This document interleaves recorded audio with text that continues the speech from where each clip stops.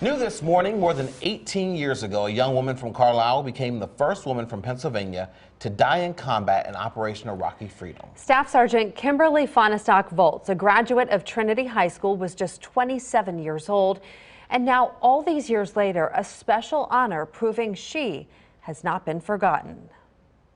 She loved the Army and she loved the excitement. Carol and Floyd Fahnestock say their daughter Kimberly joined the Army without telling them. She always said, I want to do exciting things with my life and see the world. So that's what she wanted to do. She described things that she saw over in Afghanistan and Iran that was out of sight. We were worried when she went overseas. That was part of the job. Staff Sergeant Kimberly Fahnestock-Volz loved the adventure and accepted the danger. In Iraq, her job was to defuse bombs. She was the only woman in her unit serving alongside her husband, Max. In December of 2003, a bomb she was trying to disable exploded. She died hours later in her husband's arms. Max called home to Carlisle to deliver the news. Those soldiers are going to come to the door. He wanted us to be prepared. So we were ready for her when they came in the morning.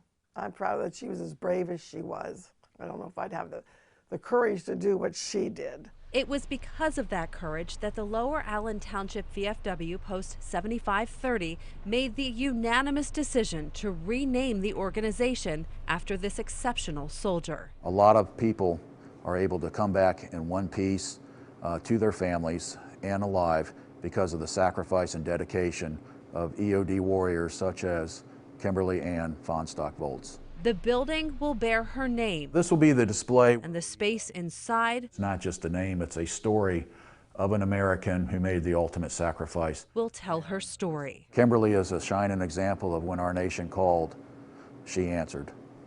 And her story is something that is inspirational to all of us on what we all strive to be. I couldn't believe it. I thought, I don't believe it. Why they want to do this after all these years. You know, a lot of times as time goes by, people forget. I was honored to think that they still think about her. And that's going to be fantastic, just to know that her name's going to be there forever and ever. Even after I die, her name will still be there. What an honor. Kimberly's parents are moved, grateful that their daughter's service and sacrifice are being remembered. People will remember the sacrifices that our children have made to keep our country free and safe, and freedom isn't free. Somebody has to pay the cost. So I just hope people remember that that's what people sacrifice for. I would hate to think that my daughter died for nothing. So I hope it makes a difference. This honor will last forever. But she was a wonderful daughter, a patriot, a good soldier, a loving daughter, and she would have made a good mother if she had a chance.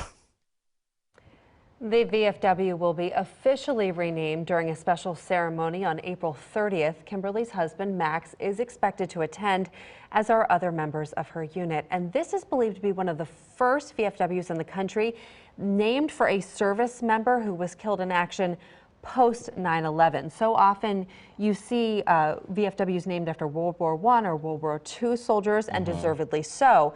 But this is kind of the first in a new era of soldiers. Yeah, I mean, this is an incredible honor, and you can see from her parents just how proud they are of their daughter. I remember meeting it on the day that she lost her life, meeting them, and that pride was there then, and it is now there 18 and a half years later.